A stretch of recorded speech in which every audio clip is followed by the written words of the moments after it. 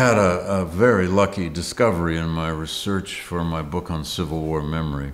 I found it in a collection at the Houghton Library at Harvard, the papers of an old Union veterans organization, and there were boxes of this stuff.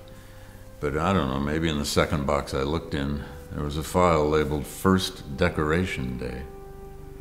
And I opened it, and here was a handwritten narrative on a piece of cardboard. At the bottom of it, it had a name, Berwick, but it listed a date and the New York Herald Tribune. I went over and got out the New York Herald Tribune for that date in late spring of 1865 in Charleston, South Carolina. And whoever wrote that down put the wrong date. I kept looking and kept looking and kept looking and kept looking, and finally, there it was. Verbatim, that story. It was describing a parade held in Charleston, South Carolina on May 1st, 1865.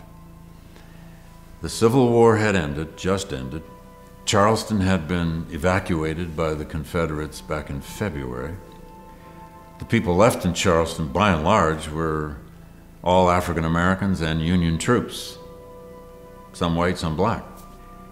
And the story on this narrative was people gathered on the old Planters horse track, the racetrack in Charleston.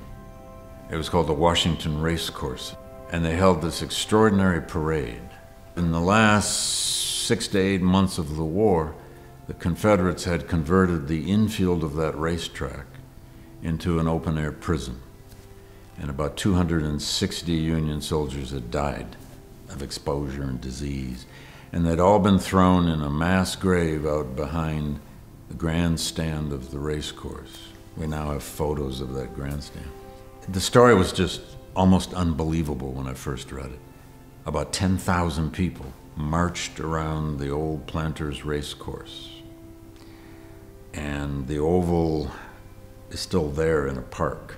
But it said it was led by some 2,000 or 3,000 black children carrying armloads of roses and flowers and singing John Brown's Body, followed by black women, black men, and then Union troops. And they marched around the course, and then they gathered in this cemetery that had been created by local black workmen, as many as could fit into the cemetery.